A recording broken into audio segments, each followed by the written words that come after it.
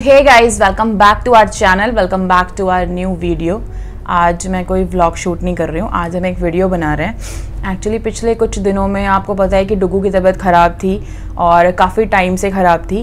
तो कुछ क्वेश्चंस हैं जिनके जवाब मैं देना चाहती थी, लेकिन इतना बिजी शेड्यूल था, इतनी सारी चीज़ें चल रही थी, तो मैं कुछ आंसर नहीं कर पाई उसके लिए।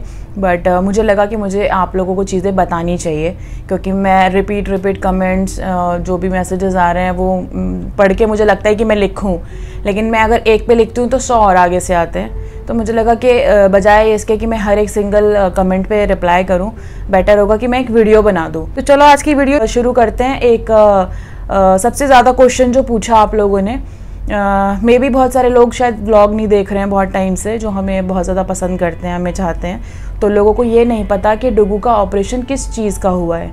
तो सबसे पहले तो मैं आप लोगों को ये चीज़ क्लियर कर दूं कि डुगू को ओवेरियन सिस्ट थी, जिसके लिए डॉक्टर ने उनको ऑपरेट के लिए बोल दिया था। काफ़ी सारा ट्रीटमेंट कराया उनका, बहुत सारी चीज़ें कराई, बहुत सारे टेस्ट पे टेस्ट हुए, क्योंकि जब भी आप किसी भी डॉक्टर के पास जाते हो तो वो अपने तरीके से अलग अलग टेस्ट बताते हैं करने के लिए।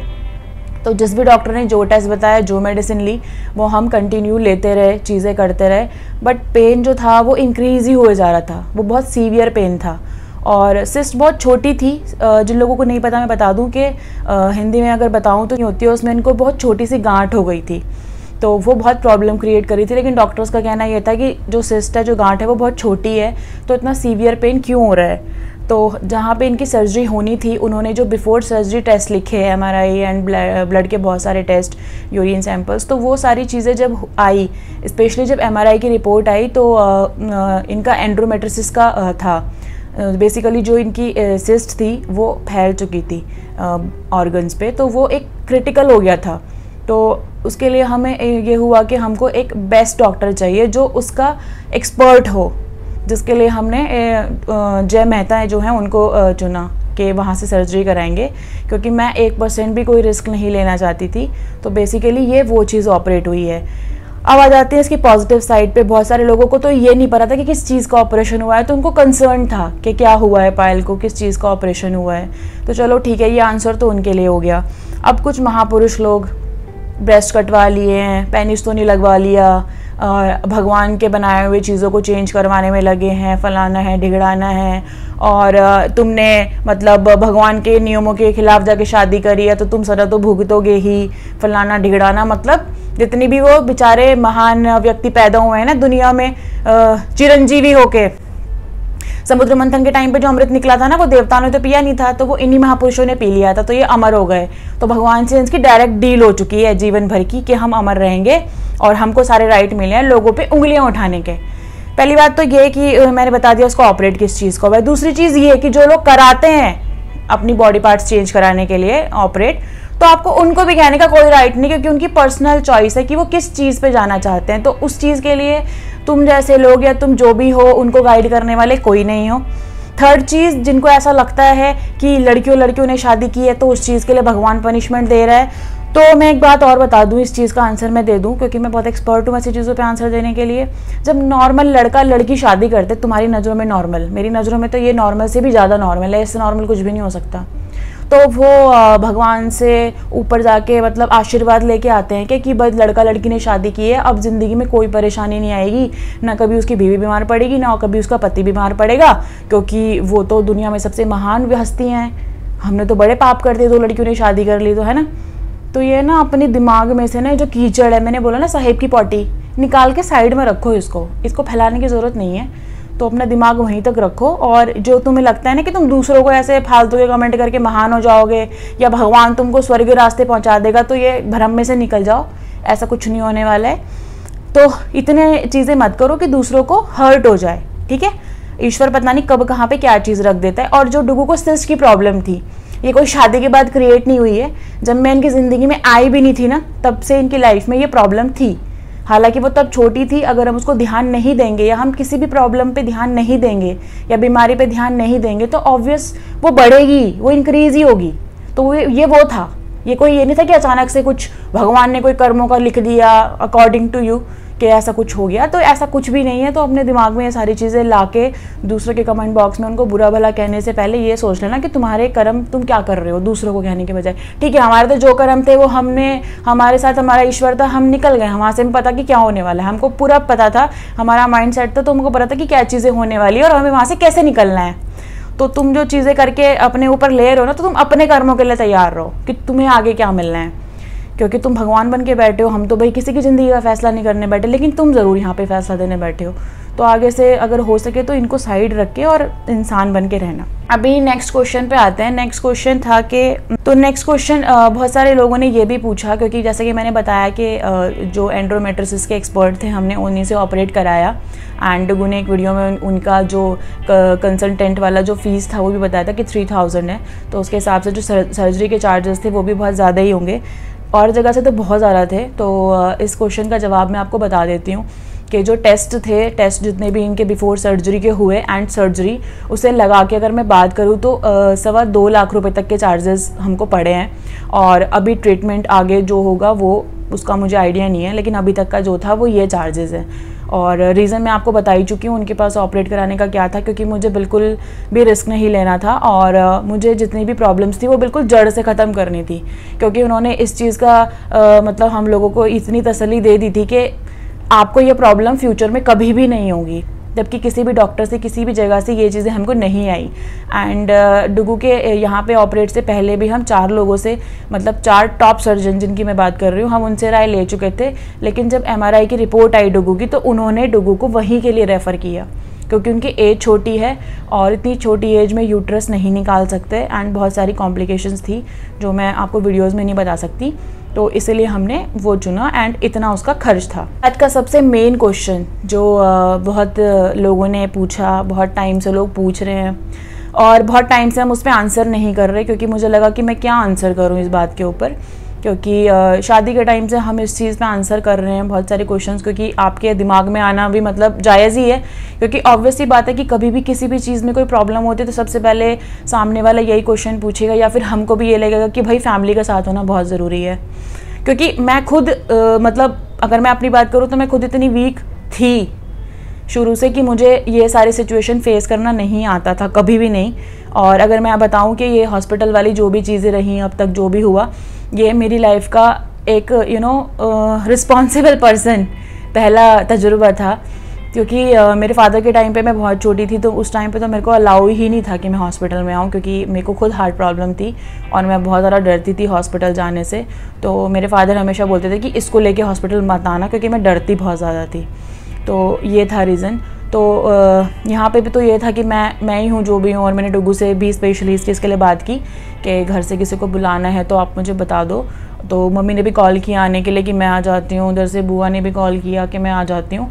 मतलब घर वालों की तरफ से ऐसा आया कि हाँ ठीक है हम लोग आ जाते हैं। बट मुझे ऐसा लगा कि यार ठीक है 2-3 दिन की बात है, अब उसमें इतनी दूर से घर वालों को बुलाना, चीज़ें करना, मतलब वो भी शायद परेशान होते उस चीज़ के लिए। और मुझे लगा कि मैं स्ट्रांग हूँ सिचुएशन के लिए, मैं सिचुएशन मतलब हैंडल कर लूँगी। ठीक है, अगर कभी कोई सिचुएशन ऐसी होती जैसे अभी है कि हम मुंबई में रहते हैं और बाकी सब लोग इतनी दूर रहते हैं, तो फिर भी तो मैं हैंडल कर ही रही हूँ ना।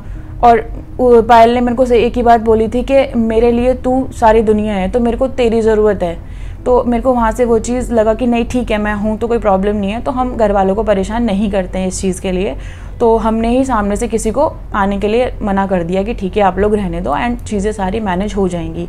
तो इस तरीके की चीज़ें हुई जिसके वजह से हमने घर वालों को नहीं बुलाया। देखो ऐसा नहीं होता, अगर वो है या मैं हूँ कल के टाइम पे, तो पेरेंट्स को ऑब्वियस चिंता होती है कि भाई कैसा है कैसा नहीं है। लेकिन यहाँ पे मैं खुद की तारीफ़ करना चाहती हूँ। अब ससुराल वालों को भी पता है कि तुमने बहू भले ही नहीं चुनी, लेकिन तुम्हारी बेटी ने तो चुनी है ना, तो चुनी होगी तो कुछ देख के ही चुनी होगी। अगर उसने मुझे चूज़ किया है तो उसने कुछ देखा होगा मेरे अंदर कि संभाल लेगी ये सारी चीज़ें। तो मेरी मम्मी का तो कॉल आया जब इनका ऑपरेट मतलब हो चुका था। ये थोड़े मतलब इनको थोड़ा टाइम हुआ था आए हुए, 10-15 मिनट। तो उनका कॉल आया एंड वो फ़ोन पे रोने लग गई। मतलब खुद रो रही हैं, बेटा टेंशन मत लेना तू, और कोई बात नहीं ठीक हो जाएगी, वो हिम्मत रखते हैं। क्योंकि मम्मी के लिए भी पहला था ऐसा मेरे को ऐसे देखना कि मैं पायल के साथ हूँ। उनको पता है कि मेरे को कितना ज़्यादा प्यार है उससे। तो मम्मी मेरे को समझा रही है और खुद रोए जा रही है फ़ोन पे। तो मैं बोल रही हूँ ठीक है वो टेंशन वाली कोई बात नहीं है। अगर मैं अगली 2 सेकंड और फ़ोन नहीं कट करती तो मैं सीरियसली रो पड़ती। एंड मैं एक चीज़ और क्लियर कर दूँ कि पूरी सिचुएशन ऐसी थी, एक दिन पहले आपने ब्लॉग भी देखा होगा कि मैं बहुत रो रही थी, कुछ ना कुछ चीज़ें निकाल के, कुछ लोगों को ओवर एक्टिंग भी लग रही थी, लेकिन मैं थोड़ा फ़नी वे में रो रही थी ताकि इनको मतलब ऐसा भी ना लगे कि मैं टेंशन में हूँ, क्योंकि उनके लिए सिर्फ मैं ही हूँ। अगर उस बंदे को ये लगे कि ये टेंशन में है तो मुझे लगता है कि वो परेशान हो जाएगी कि ये टेंशन में है तो कैसे हैंडल करेगी ये, और मुझे उसे ये नहीं दिखाना कि मैं चीज़ें हैंडल नहीं कर सकती।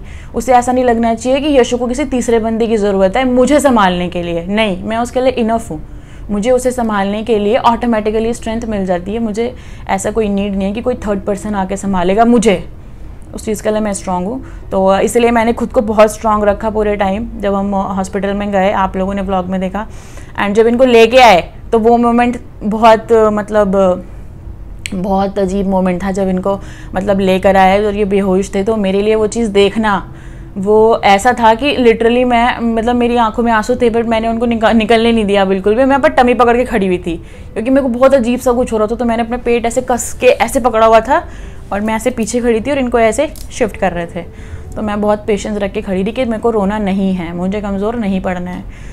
तो ये सारी चीज़ें रही पूरी सिचुएशन के दौरान। एंड डुगू तो हॉस्पिटल में जब पहुँचे, जब इनको चेंज कराने के लिए गए, तो नर्सेज जो थी वो सारी फैंस थी, आप लोगों ने देखा ही है। तो उन्होंने बोला कि चलो, तो बोलते हैं ऐसे ही लेके जाओगे मुझे, मतलब ये सिचुएशन थोड़ी फ़नी सी हो गई। कहते हैं मेरे को ऐसे ही लेके जाओगे यार, स्ट्रेचर्स तो ले आओ, कुछ तो ले आओ, मुझे लिटा के ले चलो। मतलब मुझे अपना टाइम याद आया जब मेरी एल्बो की सर्जरी हुई थी कि वो लोग मेरे को लेने आए, तो स्ट्रेचर लेकर आए, तो मैंने उनको बोला नहीं मैं चल के जाऊँगी। तो 2 अलग अलग लोग खड़े हैं, एक के लिए चीज़ें थोड़ी सी फ़नी हैं और मैं बहुत डरती थी, तो अलग सिचुएशन थी दोनों ही। तो ये एक चीज़ थी। अच्छा, अभी एक लास्ट क्वेश्चन पे आते हैं। क्वेश्चन नहीं है, जो एक गिरी हुई बेकार सी, बहुत ही घटिया, किसी को भी हैरास और टॉर्चर करने वाली सोच है, सिर्फ एक बहुत ही घटिया सोच। तो मैं उस सोच के बारे में बात नहीं करूँगी, लेकिन मैं इस चीज़ पे इसलिए बात करना चाहती हूँ क्योंकि ये मैंने अलग सी चीज़ देखी। आप लोगों को याद होगा कि शादी के टाइम पे लोगों ने, जितने भी ऑफिशियल पेजेस थे, जितने भी न्यूज़ चैनल्स थे, सब ने हमारी स्टोरी शेयर की, हमारे बारे में चीज़ें शेयर की। तो लोगों का जो कमेंट बॉक्स था वो सिर्फ इस चीज़ से भरा हुआ था कि अगर दोनों लेस्बियन कपल हैं तो एक ने शेरवानी क्यों पहनी, एक ने शेरवानी क्यों पहनी, दोनों ने लहंगे क्यों नहीं पहने। मतलब कपड़ों के लिए भी तुमसे पूछें कि हम क्या पहने। हाँ, हमारी खुद की कम्युनिटी से भी ये चीज़ें आई। मैंने ये चीज़ कभी हाइड नहीं की, क्योंकि मैं मुखौटा पहन के हम दोनों कभी नहीं बैठते कैमरा के ऊपर, हमारे साथ जो होता है वही बोलते हैं। हमारी खुद की कम्युनिटी से भी ये चीज़ें आई। मैंने बताया कि बहुत सारे लोगों ने हमको सपोर्ट नहीं किया सिर्फ इस वजह से कि पायल ने लहंगा नहीं पहना। तो भेदभाव तो चलता रहता है ये, बट ठीक है, चलो वो चीज़ मेरे को कुछ % समझ आई कि भाई लोगों की थिंकिंग, लेस्बियन मतलब 2 लड़कियाँ मतलब लहंगा चुन रही है, समझ गई। चलो, मैं तुम्हारी सोच पे समझ गई। अभी यहाँ पे क्या हुआ कि डुगू का ऑपरेशन था तो उनको गाउन पहनाया गया क्योंकि उनकी सर्जरी होनी थी। तो सर्जरी किस सेक्शन की होनी थी? सर्जरी ये पूरा सेक्शन था जिसमें वजाइनल सेक्शन भी था, उनको वो ओपन चाहिए था। तो तुम मतलब क्या चाहते हो, वो तुम वहाँ पे कैसे पहनते कोई भी लड़कों वाला आउटफिट? मतलब लोगों को शर्म भी नहीं आई ये बोलते हुए कि ये तो बड़ा लड़का बन के घूमती है ना, ये तो आपकी हस्बैंड बनती है ना, अब क्या हुआ, अब क्यों मर्द वाले कपड़े नहीं पहना है, रहेगी तो औरत ही ना, है तो लड़की ना, फैक्ट तो देखो यही है ना। अरे भाई, उसने कब ये चीज़ एक्सेप्ट नहीं की कि वो लड़की नहीं है? कब उसने ये बोला कि मैं मर्द हूँ, या उसने कब ये बोला कि मुझे सर्जरी करा के बंदा बनना है? तुम ना अपनी ना दिमाग का ना इलाज करवा लो, और तुम्हारा इलाज भी नहीं करवाना तो अपना दिमाग ना निकाल के गटर में बहा दो। इससे ज़्यादा किसी चीज़ के लायक नहीं है। तुम एक मतलब बीमार बंदा जिसकी सर्जरी हो रही है, वहाँ पे भी तुम्हारी ये घटिया आंखें जिनके अंदर मैं सच्ची बता रही हूँ टट्टी घुसी पड़ी है, वो यही देख रही है कि उस बंदे ने क्या पहना हुआ है। वहाँ पे भी तुम्हें जेंडर वाली बात करनी, वहाँ पे भी तुम्हें लड़का लड़की निकालना है। मतलब भगवान ना करे कभी तुम्हारे साथ या तुम्हारे घर वालों के साथ ये सिचुएशन आ जाए तो तुम यही चीज़ देखोगे वहाँ बैठ के। मतलब तुम किसी को अच्छा नहीं बोल सकते, तो एटलीस्ट तुम इतनी सारी चीज़ें तो मत लेके आओ ना कि सामने वाला ऐसा हो जाए कि यार मैं क्या ही जवाब दूं इसको। मतलब इतनी घटिया सोच, इतनी घटिया, मैं कह रही हूँ घटिया, जो घटिया का लास्ट होता है ना लेवल, उससे भी 100 गुना की नीचे वाली घटिया हरकत थी ये कि अब कैसा लग रहा है, अब लड़की लग रही है ना, अब तो दिख रहे हैं ना तुम्हारे बॉडी पार्ट उसके हमेशा दिखते हैं। जो बॉडी पार्ट हैं वही दिखेंगे, ठीक है, वो बदल नहीं जाएंगे। तो हर कोई उसको दिखाएगा नहीं ला ला के कि जी देखो जी मैं लड़की हूँ, वो जैसी है वो वैसी ही रहती है। अच्छा, ये जो गाउन वाली बात थी ना, इस पर डुगू ना कुछ कहना चाहते थे। जब मैंने इनको आज ये चीज़ बताई तो डुगू इस पर कुछ बोलना चाहते हैं। तो मैं चाहती हूँ कि मेरा पति, आओ ना आप यहाँ पे, मेरे पास आके बैठे ना। अच्छा मैं बैठाऊंगी, इधर आओ। नहीं आप ही बोलोगे, आ जाओ। नहीं आप ही बोलोगे, आओ। मैं बस इतनी सी बात बोलना चाहती थी गाइस कि जब इंसान मरता है ना, तो उसके ऊपर चाहे वो फीमेल हो या मेल हो, उसके ऊपर वाइट कफन ही जाता है। लड़की है तो पिंक कफन नहीं जाएगा, उसके ऊपर वाइट ही जाएगा, ठीक है। तो बस इतनी सी बात थी कि जेंडर से कोई फ़र्क नहीं पड़ता और कपड़ों से भी कोई फ़र्क नहीं पड़ता कि तुम क्या पहन रहे हो क्या नहीं पहन रहे। तुम्हारी अंदर की सोल क्या है वो मैटर करती है। That's it. तो अब की बार किसी को भी इसकी बात नहीं है कि ये डुगू की बात है, किसी के लिए भी आप ये कमेंट अगर कर रहे हो ना, इस तरीके की चीज़ें कर रहे हो, ये मैं बहुत ही ह्यूमैनिटी के नाते बता रही हूँ कि कभी भी ऐसे कमेंट करने से पहले ना किसी को 100 बार सोच लेना प्लीज़। रोबोट नहीं हो तुम, इंसान हो, तुमको भगवान ने बनाया है। यही मेरी रिक्वेस्ट है आप लोगों से कि किसी को भी ऐसी बात ना कहे जिससे उनके दिल को ठेस पहुँचे और वो जाने अनजाने उस चीज़ के दुख में भगवान से कहे कि भगवान इनके भी सामने लेके आओ ये चीज़ें, तो इनको एहसास हो कि क्या होता है। तो कभी भी किसी से बद्दुआ खाने की चीज़ें मत करो, ठीक है। हालांकि मेरी तो बिल्कुल भी आदत नहीं है, मैं तो चीज़ों को छोड़ देती हूँ। मैं कभी किसी के पीछे या किसी को बुरा भला कहने में कोई बिलीव नहीं रखती, क्योंकि मुझे ऐसा लगता है कि मेरे कर्म मेरे साथ, सामने वाले के कर्म सामने वाले के साथ। लेकिन मैंने 1000 बार ये चीज़ बोली है कि मेरे बारे में जो बोलना है बोलो, उसके बारे में मैं एक शब्द भी नहीं सुनूंगी, एक शब्द भी नहीं, चाहे फिर सामने कोई भी खड़ा हो। लास्ट में मैं बस इतना बोलना चाहती हूँ कि यशल्स फैम ने दिखा दिया कि तुम सच में यार मतलब परिवार हो हमारा। मतलब क्या सपोर्ट किया है यार, क्या मतलब तुम लोग खड़े रहे हो 24 घंटे। मतलब मैं जब भी देखती थी ना मैसेजेस इंस्टा पे, यूट्यूब पे, किधर भी, हर किसी को इतना कंसर्न था पायल की हेल्थ को लेके कि बस मैं एक बार कुछ अपडेट करूं कि अभी कैसी तबीयत है, कैसी तबीयत है। तो मतलब सीरियसली यार, मतलब क्लैपिंग है यार आप लोगों के लिए, आपने जो किया है ना, सच में। आप सब लोग मेरी तारीफ़ करते हो कि मैं इतनी स्ट्रांग बन के खड़ी रही, लेकिन मैं सच बोल रही हूँ कि आप सब लोग इतना साथ में खड़े रहे ना, मुझे कोई टेंशन ही नहीं लगी, मुझे कोई डर ही नहीं लगा। मैं बिल्कुल फ्री थी कि सब कुछ अच्छा होगा। तो यस, जब हम किसी के लिए बुरा नहीं करते तो कभी भी भगवान आपके साथ बुरा नहीं करता। एंड आज की वीडियो मैं इसी एक अच्छे नोट पे ख़त्म करती हूँ कि be positive and love is love. हमेशा प्यार स्प्रेड करो, लव स्प्रेड करो, हेट नहीं यार, क्या रखा है। तो गाइज आई होप आपको सारे क्वेश्चंस के जवाब मिल गए होंगे एंड आपको ये वीडियो पसंद आया होगा और डुगू की जल्दी से अच्छी से स्पीडी रिकवरी हो जाएगी, जैसे ही वैसे ही आपको बहुत अच्छी रील्स मिलेंगी। सो आज की वीडियो यहीं तक थी। Tata bye bye, good night.